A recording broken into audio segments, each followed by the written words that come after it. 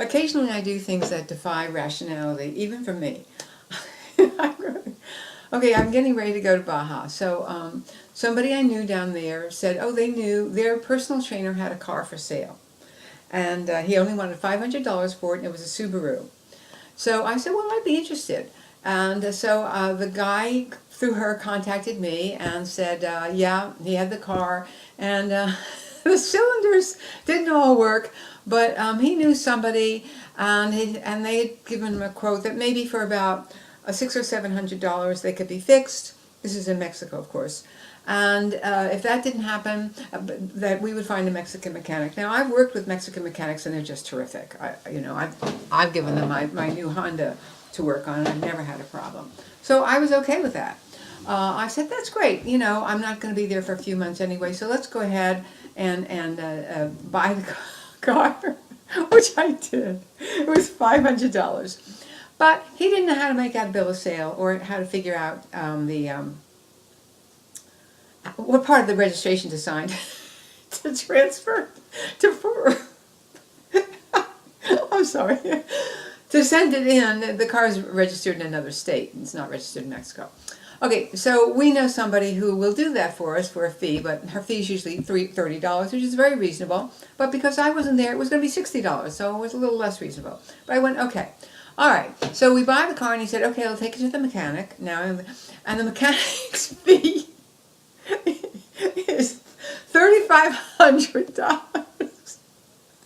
I go, no. This is a 1995 Subaru with 250,000 miles on it. No. I said, wait, when I get there, I have a wonderful mechanic, and he is going to fix it, and it's not going to cost a lot of money. Well, he said, oh, okay, but he knew another mechanic, a mutual friend of ours who was a Mexican mechanic, and he would take it to him.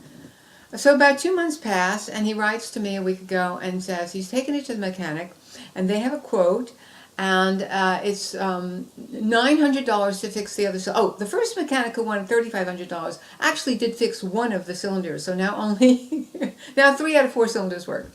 I went, okay.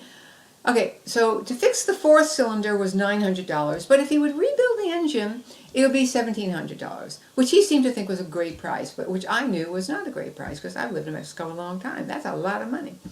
So I just said, I can't make that decision, and I don't understand why it's going to cost him $860 more to fix the other cylinder than the other guy wanted $40. So he writes back to me, well, and I said, and also, when I bought the car, you had mentioned we thought it would be maybe $700. Well, he wrote back, he had no recollection of that, ever saying it, and he hardly knew the guy, and, if he'd written me an email that said that, would I send it to him?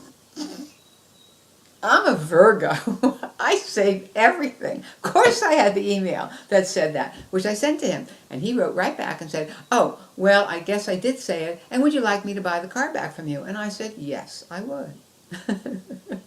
Because by then I figured out it's just going to be easier for her to drive my car across the country. That's all. I'm just going to drive my car. And I had a girlfriend call me who said, oh, I would love to drive with you. I'll fly out to Pennsylvania. We'll drive back together. I said, okay. So, that was a week ago. I have not seen hide nor hair of my refund, and I seriously doubt I will. I'm not concerned because when I get there, I'll just sell the car. I've got the title, and I'll just sell the car. I just want to say this. In all the time that I've dealt with people in Mexico, I have never once been ripped off by a Mexican. Never. Not once. A Mexican that I was doing business with, not like a Mexican who was working for the electric company. They have ripped me off, but they rip everybody off. It's not personal. In a personal relationship where I bought something from somebody or I bought a service, that has never ever happened. But you know what? I've been bullied and I've been pushed around by other Americans who live in Mexico. And so I had forgotten that.